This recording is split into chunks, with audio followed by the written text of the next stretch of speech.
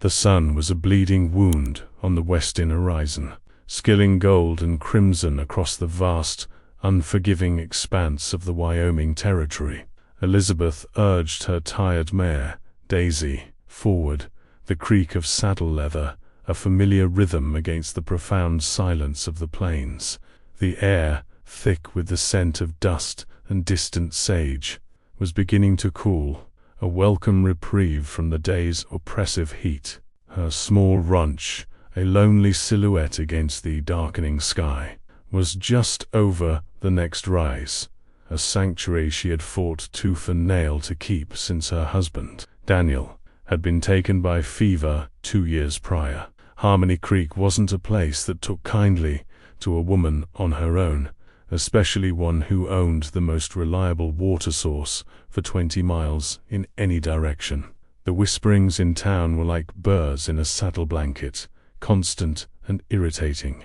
But Elizabeth had Daniel's grit in her bones and a stubbornness that was all her own. This land was hers, paid for in sweat and sorrow, and she'd sooner be buried in it than driven from it.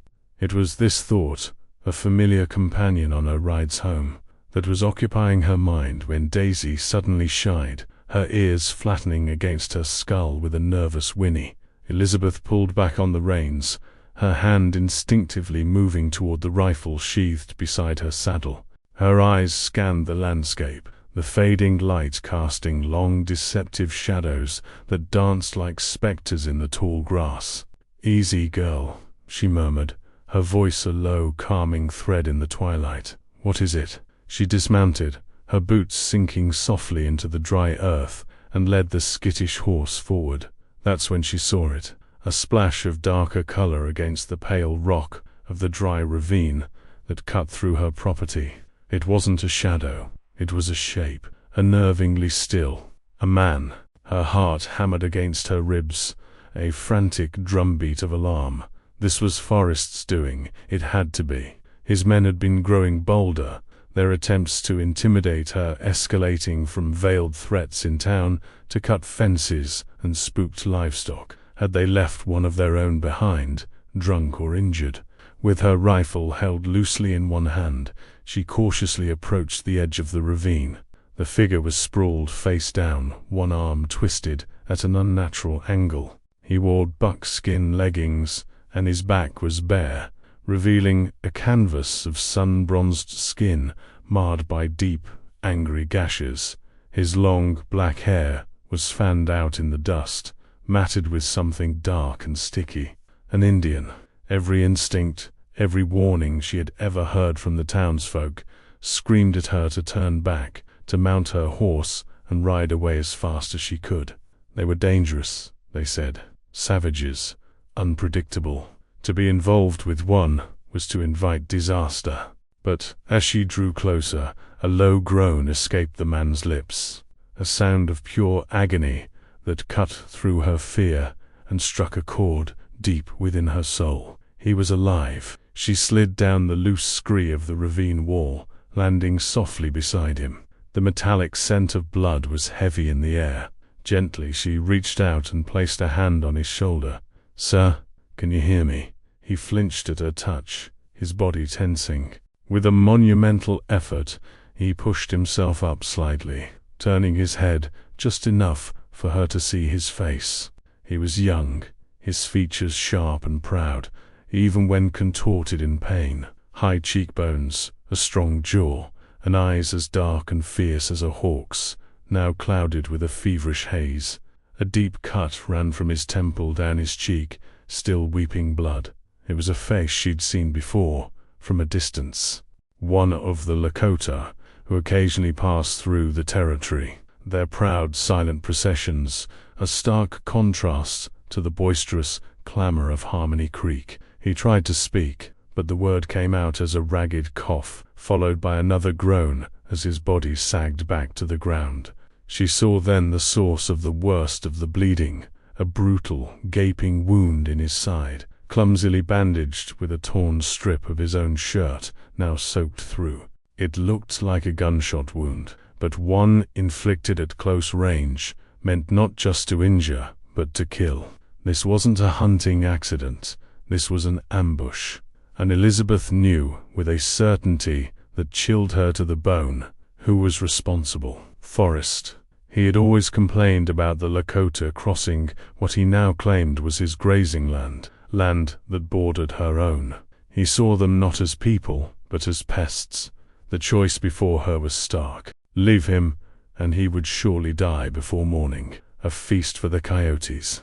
Help him, and she would be bringing a firestorm down upon herself. If Forrest discovered she had aided a Lakota warrior, one his men had likely tried to murder, he would have all the ammunition he needed to ruin her, to paint her as an Indian sympathizer, a traitor to her own kind. They would run her out of the county, or worse. She looked down at the man, at the labored rise and fall of his chest. She saw not a savage, not a threat, but a human being, bleeding out his life into the indifferent dust. In that moment, the memory of Daniel's final days rose unbidden, his face pale, his breath shallow, his body consumed by a relentless fever. She had felt so helpless then, unable to stop the inevitable. But this she could do something about. "I'm not going to leave you," she said, her voice firm, as much for her own benefit as for his. The man's dark eyes focused on her, a flicker of disbelief, of suspicion, warring with the pain. He didn't understand her words, but he understood the intent in her tone. Getting him out of the ravine was the first monumental task. He was taller than she was, and though lean, he was solid muscle. She looped his good arm over her shoulders, her own small frame straining under his weight. "You have to help me," she grunted, positioning herself. "Use your legs. Push." He seemed to gather some last reserve of strength, his jaw set in a grim line of determination. Together, in a clumsy, agonizing shuffle, they scrabbled up the loose rock of the ravine wall. He stumbled twice, his weight nearly taking them both down, but her grip was like iron.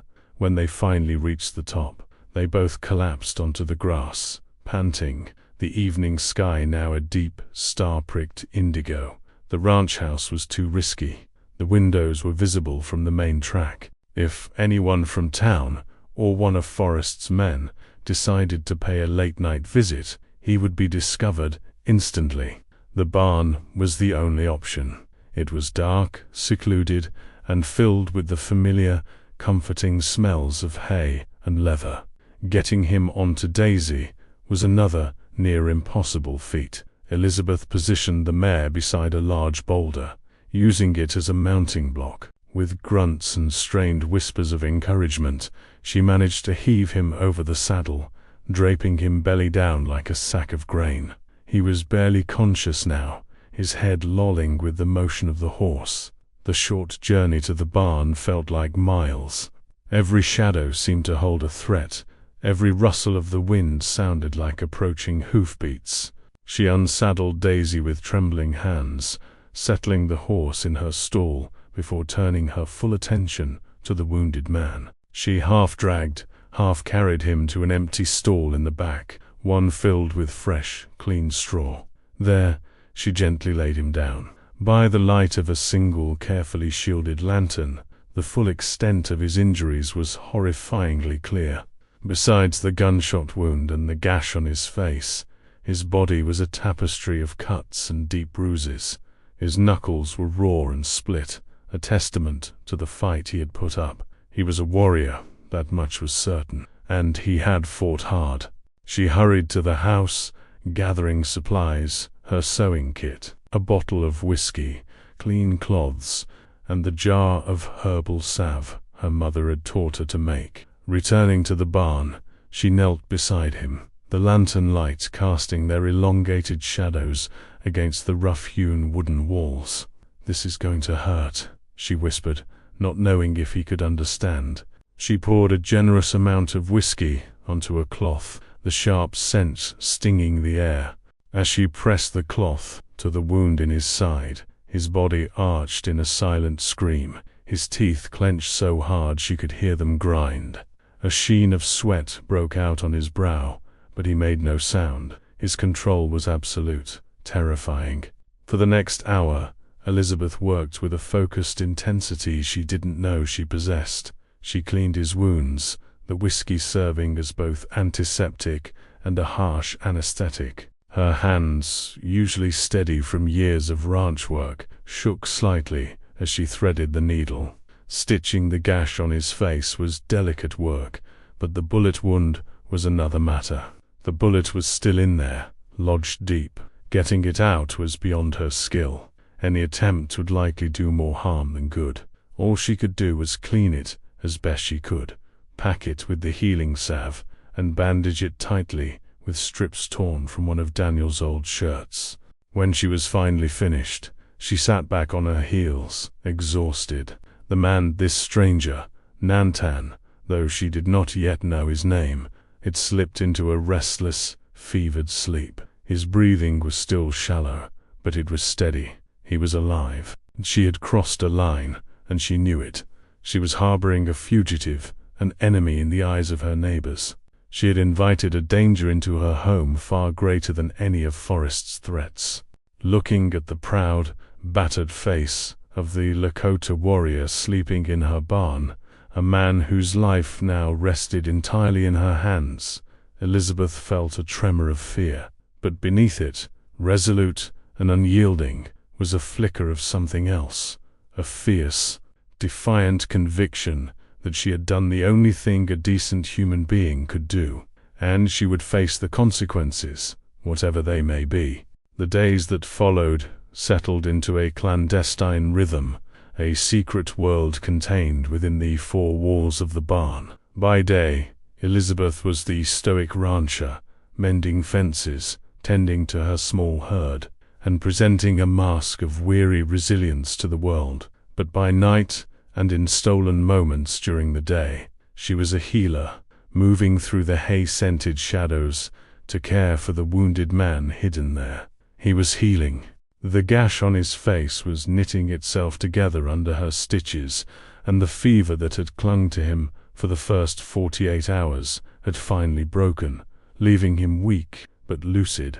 He spoke very little, his silence a heavy cloak of pride and suspicion. He watched her every move with those intense, hawk-like eyes, assessing, questioning. Elizabeth, in turn, treated him with a quiet, professional respect, changing his bandages and bringing him broth and water without demanding conversation.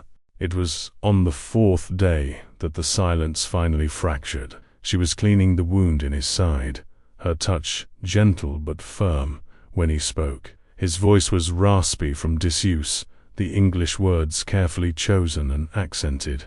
"Why?" She paused, her hands still. "Why what? Why, you do this?" He gestured weakly to his bandaged side, then round the stall that had become his sick room. "Your people and my people. We are not friends." Elizabeth finished tying off a clean bandage before meeting his gaze. She saw no hostility there, only a raw, genuine confusion. She thought of the townsfolk, of Forrest, of the years of ingrained fear and hatred she had been taught. Then she thought of him, helpless and bleeding in the ravine. "You were hurt," she said simply, as if it were the only explanation needed. "I couldn't just leave you to die." He held her gaze for a long moment, searching her face for deceit, for some hidden motive. Finding none, he gave a slow, almost imperceptible nod. He looked away toward the slivers of sunlight piercing the cracks in the barn wall. "My name is Nantan." A small smile touched her lips. It felt like a significant offering, a bridge being built across a vast chasm. "I'm Elizabeth." That single exchange changed the air between them. The silence was no longer heavy with suspicion, but filled with a quiet curiosity. Their conversations remained fragmented, built from single words and gestures, but a fragile understanding began to grow. He told her of the plains, of the buffalo, of the sky as a father and the earth as a mother. She told him of the sea she had seen once as a child, a body of water so vast it mirrored the sky, and of the husband she had loved and lost to this harsh, beautiful land. In the quiet intimacy of the barn, they were not a white woman, and a Lakota warrior. They were just Nantan and Elizabeth, two lonely souls, caught in the cross-currents of a changing world. But outside the sanctuary of the barn, the world was closing in. On the 6th day, a shadow fell across her doorway. It was the Forest, his large frame blocking the morning sun, his presence an immediate and suffocating weight. He removed his hat, revealing slicked-back hair, and gave her a smile that didn't reach his cold, calculating eyes. "Morning, Elizabeth," he said, his voice a low drawl that always set her teeth on edge. "Just checking on my neighbor. It's a hard life out here for a woman alone." "I manage, Forrest," she replied, her tone level. She stood on her porch, her arms crossed, creating a physical barrier between them. "I'm sure you do. I admire your spirit, truly." He took a step closer, his gaze sweeping over her small, well-kept property, lingering on the spring-fed creek that was the source of his envy. "But spirit doesn't pay the bills, or keep the wolves from the door. I've come to make you a fair offer. I'll take this land off your hands, give you enough to get a nice place in town, maybe even head back east, find yourself a new start." He named a price that was a laughable fraction of what the ranch, with its water rights, was worth. It was an insult disguised as charity. "The ranch is not for sale," Elizabeth said, her voice like flint. Forrest's smile tightened. The thin veneer of civility vanished. "Think carefully, Elizabeth. This is a dangerous place. All sorts of unsavory types wandering these plains.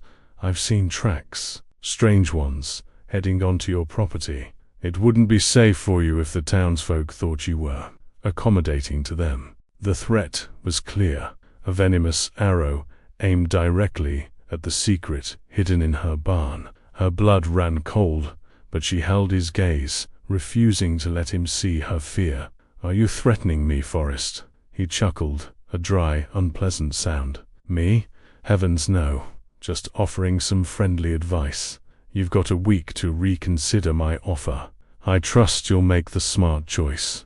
He put his hat back on, tipped the brim, and rode away, leaving a cloud of dust and palpable menace in his wake. Shaken, Elizabeth retreated into the house, her heart pounding. She knew she needed supplies, but the thought of going into Harmony Creek, of facing the prying eyes and whispered judgments, was daunting.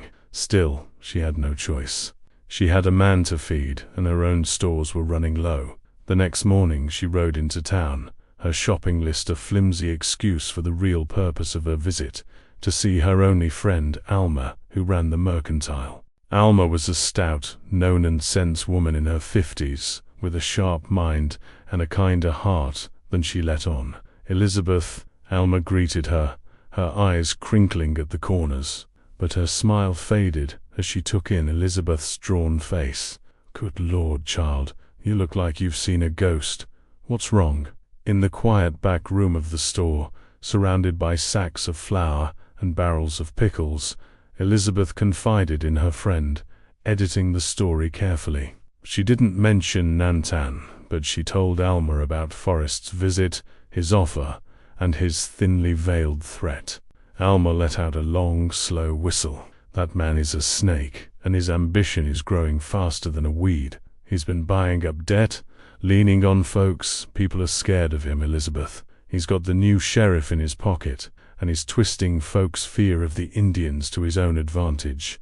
You need to be careful, incredibly careful." Elizabeth bought her supplies, her stomach churning with anxiety. Alma's warning only confirmed her deepest fears. As she loaded the sacks onto her horse, she felt the stares of the men loitering outside the saloon. They were Forrest's men, their expressions a mixture of smugness and contempt.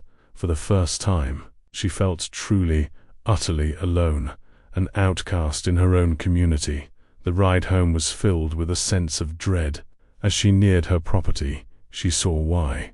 A section of her fence, the one bordering Forrest's land, had been cut. Her small herd of cattle had wandered through the gap and were now grazing on his property. It was a classic tactic, a way to manufacture a legal claim against her for damages.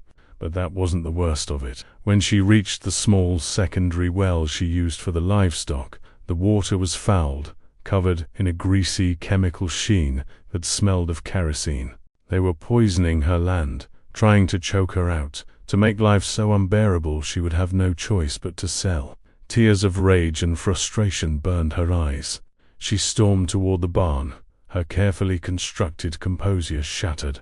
She burst through the doors, not caring if she was quiet, and threw the sacks of supplies onto the ground. She slid down against the rough wall, burying her face in her hands, her shoulders shaking with silent sobs. She felt a presence beside her. Nantan had moved from his stall, his steps slow and deliberate, but steadier than she had ever seen them. He knelt down in front of her, his expression unreadable. "What is it?" he asked, his voice low. Through her tears she told him everything. About Forrest's visit, the ruined well, the cut fence. She told him of her isolation, of the town turning against her, of the crushing weight of trying to hold on to the one thing she had left of her husband. He listened without interruption, his dark eyes never leaving her face. When she finished, a profound silence filled the barn. He reached out, not to touch her, but with his palm open in a gesture of shared sorrow. "The man you call Forrest," Nantan said, his voice vibrating with a cold, controlled anger. "He's the one. His men ambushed me. They do not want our people to cross the land, to drink from the water that has always been for everyone." The confession hung in the air between them.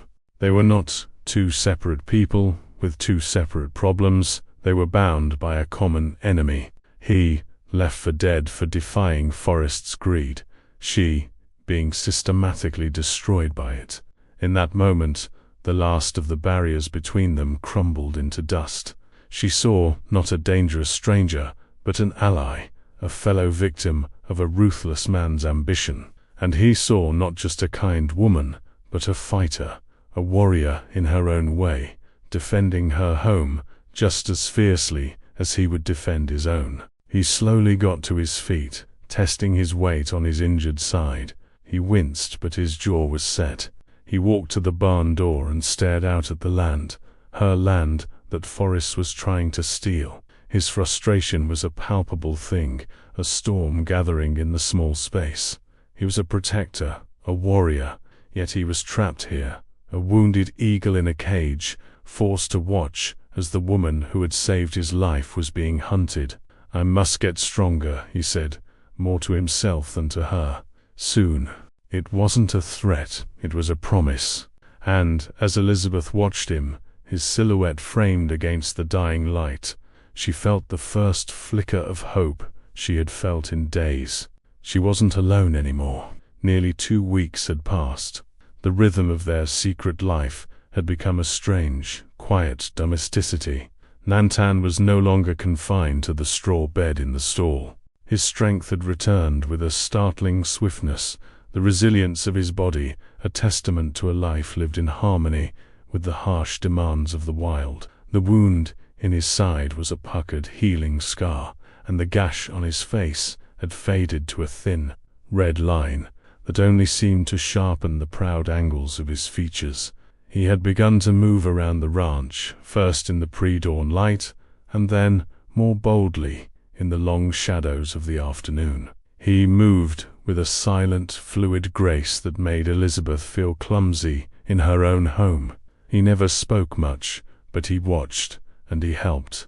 He'd appear at her side as she struggled to hoist a sack of feed, taking the weight from her without a word. He'd find a loose board on the corral fence and fix it with a few deft movements. They worked together, a silent team, bound by an unspoken alliance. The shared work wove a new, stronger thread into their connection. In the evenings, they would sometimes sit on the porch, a respectable distance between them, and watch the stars ignite in the vast velvet sky. In those moments, the looming threat of Forrest seemed to recede, and Elizabeth allowed herself to feel a sense of peace she hadn't known since Daniel was alive. It was a dangerous feeling, a fragile warmth in the face of a coming winter, and she knew it couldn't last. The end came sooner than she was prepared for. It was a cool evening, the air crisp with the promise of autumn.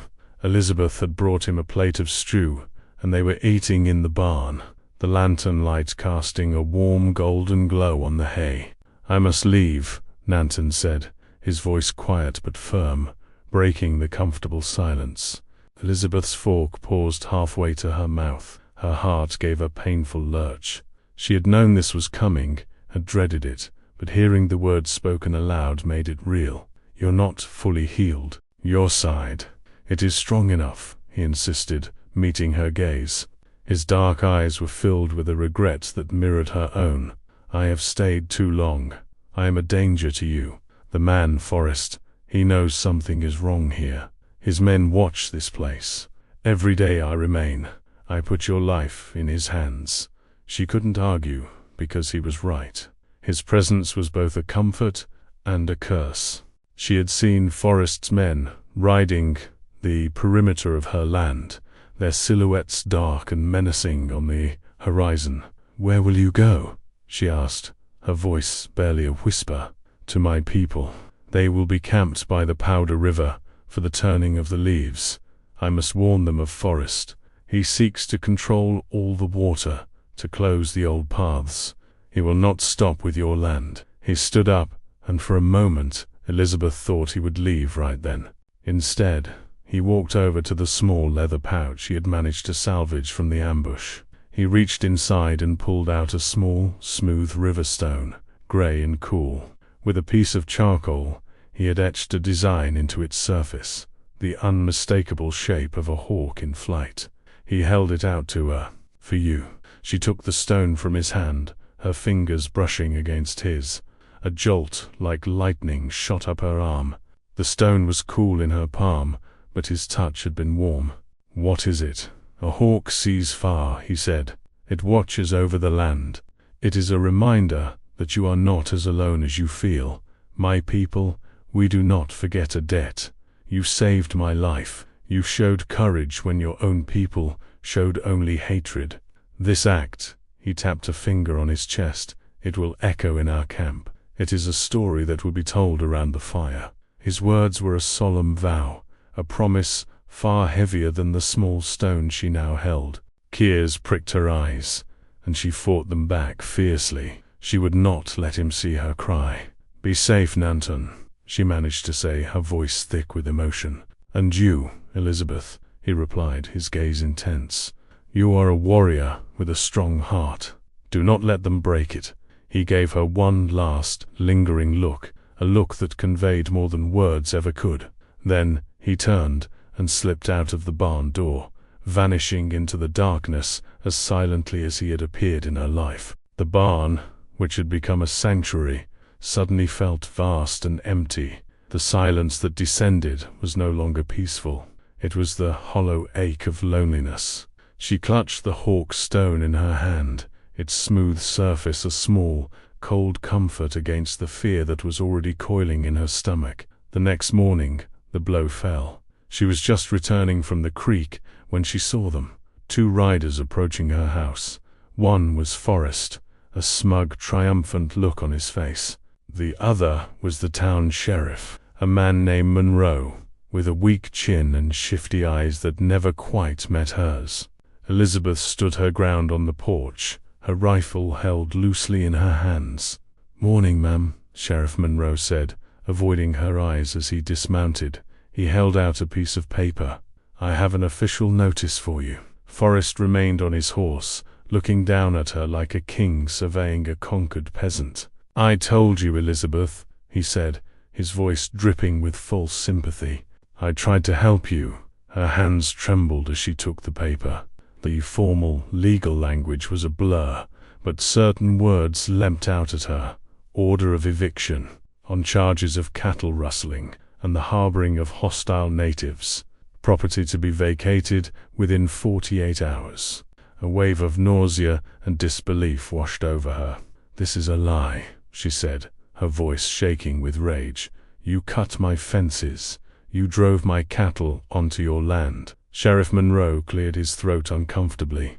"There were witnesses, ma'am," Several upstanding citizens saw Lakota warriors coming and going from your property, and your cattle were found grazing on Mr. Forrest's land. The law is the law. The law? She spat, her eyes flashing. This isn't the law. This is theft, sanctioned by a coward wearing a badge. The sheriff's face reddened, but he said nothing. He was bought and paid for. 48 hours, Elizabeth, Forrest said, his smile widening. Don't make us come back and remove you by force. It would be unpleasant. They turned and rode away, leaving her standing on the porch. The fraudulent notice clutched in her hand, a death sentence for the life she had built. A desperate, frantic energy seized her. She would not let this happen. She saddled Daisy and rode for Harmony Creek, a wild hope in her heart that someone, anyone, would listen to reason. Her first and only stop was Alma's Mercantile. She burst through the door, the eviction notice trembling in her hand, and laid it out on the counter. Alma read it, her face growing grimmer with each line. I knew it, she whispered, her voice heavy with sorrow. I knew he'd pull something like this. You have to help me, Alma, Elizabeth pleaded. You have to tell them. You know me. You know I wouldn't do these things. Alma wrung her hands, her eyes filled with a helpless pity that was more devastating than scorn. Oh, child, it wouldn't matter. Forrest has spread his poison all through this town. He's been telling folks for weeks that you're an Indian sympathizer, that you're a danger. They're scared, and scared people are easy to lead. No one will stand up to him for you. It would be ruin for them. Defeated, Elizabeth stumbled out of the store. The truth of Alma's words was written on the faces of the people she passed. They turned away, refusing to meet her eyes. Doors closed as she approached. She was a pariah, condemned not by a court of law, but by fear and prejudice. She rode home under a sky the color of slate. The 48 hours stretched before her like an eternity, and no time at all. That night, she didn't sleep. She sat in the dark of her small house, Daniel's rifle across her lap, watching the windows. She barricaded the door with a heavy chest of drawers. They would not take her home without a fight. They would not find her a weeping, broken woman. She opened her hand and looked at the stone Nantan had given her. In the faint moonlight, the etched hawk seemed to shimmer with a life of its own. It was a reminder that she was a warrior with a strong heart. She might be alone, she might be doomed, but she would not be broken.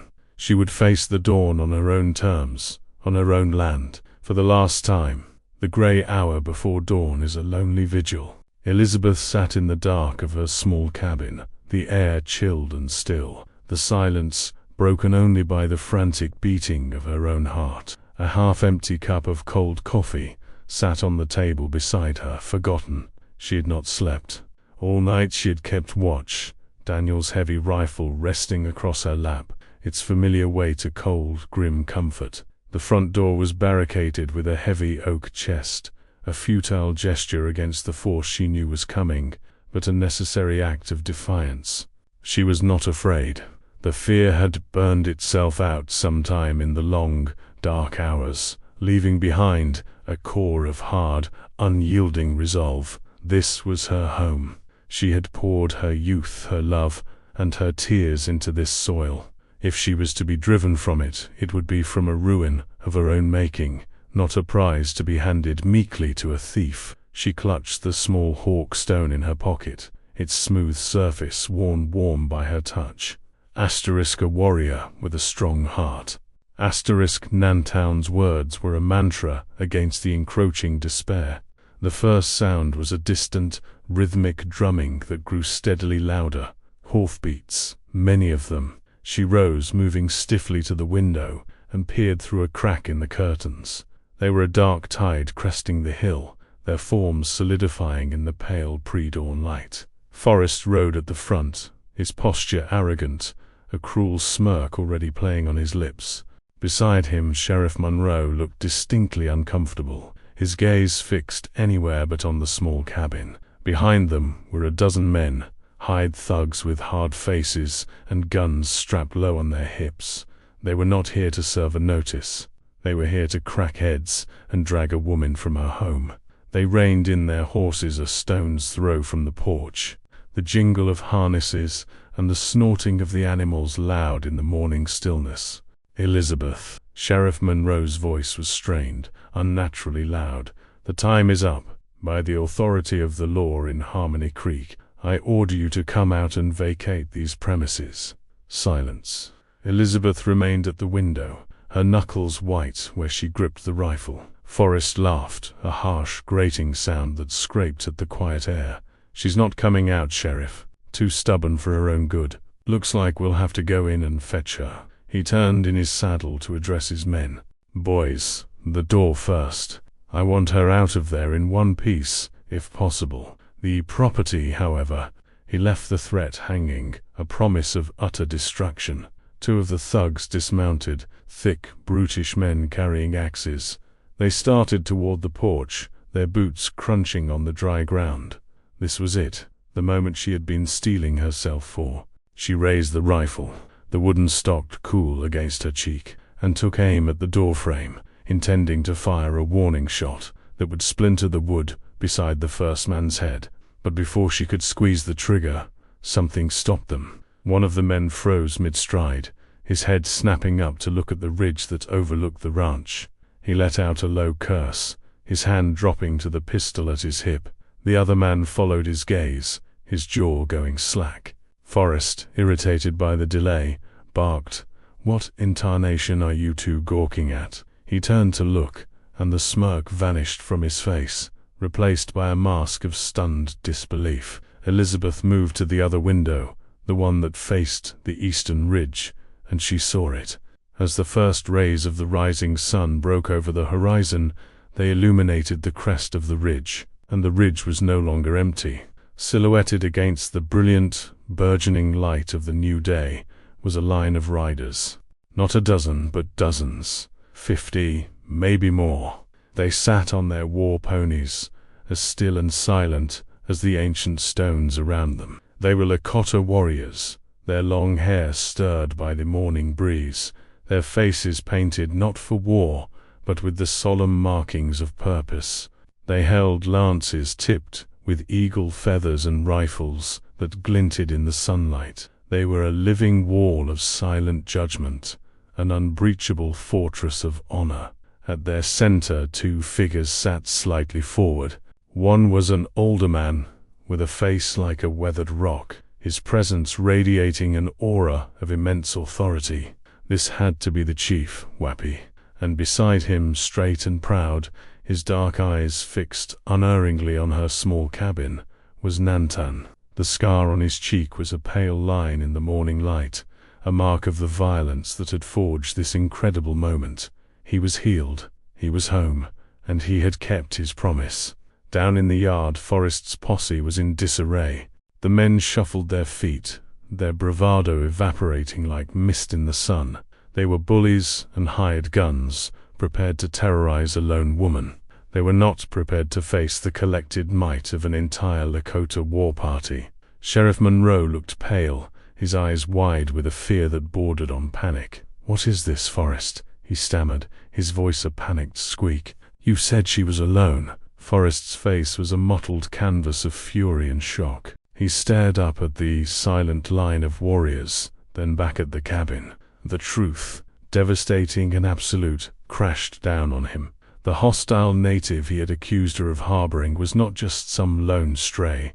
He was the son of a chief, and his tribe did not forget. The Lakota made no move. They issued no challenge, no war cry. They simply sat and watched. Their silence was more powerful, more terrifying than any threat. It was a statement. Asterisk, this woman is under our protection. This land is under our watch. You are not welcome here.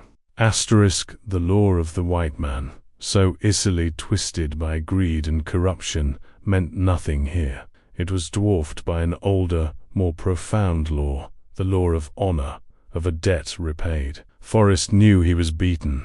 To press the attack would be suicide. His men would be slaughtered, and he would be at the heart of it.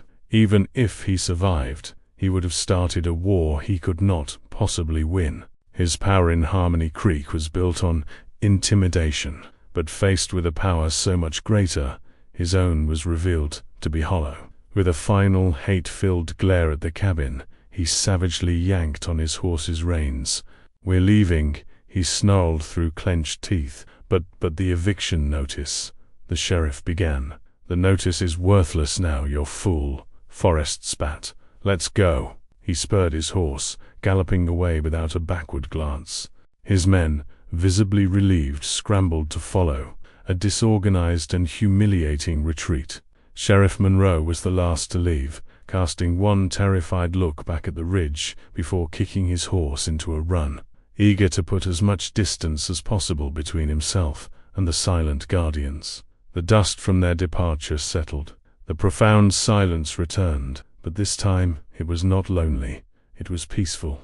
It was safe. Elizabeth slowly unbarricaded the door, her movements dreamlike. She pushed it open and stepped out onto the porch, blinking in the bright morning sun. She looked up at the ridge. The warriors remained, a steadfast line of protectors.